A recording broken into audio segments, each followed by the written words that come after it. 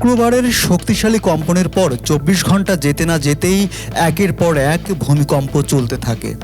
ভূমিকম্পের ক্ষতি মোকাবেলায় সরকার দ্রুত কিছু সিদ্ধান্ত নেবে বলে জানিয়েছেন পরিবেশ উপদেষ্টা সৈয়দা রিজওয়ানা হাসান। তিনি জানিয়েছেন, দেশি বিদেশি বিশেষজ্ঞদের সঙ্গে আলোচনা করেই প্রয়োজনীয় ব্যবস্থা নিতে হবে। দুপুরে রাজধানীর আগারগাঁওয়ে চীন বাংলাদেশ মৈত্রী সম্মেলন কেন্দ্রে এক সেমিনার শেষে সাংবাদিকদের এসব কথা জানান তিনি। রেজওয়ানা হাসান বলেন, শুক্রবারের ভূমিকম্প সর্বোচ্চ সতর্কতার সংকেত। পরিবেশ উপদেষ্টা আরও জানিয়েছেন, ঝুঁকিপূর্ণ এলাকা চিহ্নিত করে সেগুলোর কর্তৃত্ব নিতে হবে সরকারকে।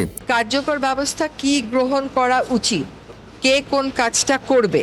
হ্যাঁ, আপনি জেনে গেলেন যে ফল্ট লাইনগুলোতে শক্তি সঞ্চার হচ্ছে অনেক বছর যাবৎ, জেনে গেলেন যে এটা একটা বাস্তবতা, আপনি এটার মুখোমুখি এখন দাঁড়িয়ে আছেন। কাজে এখন আমাকে প্রিভেন্টিভ এবং রেসপন্সিভ দুইটা মেজার নিয়েই কথা বলতে হবে এবং প্রধান উপদেষ্টা মহোদয় নিজে এই বিষয়ে কথা বলছেন।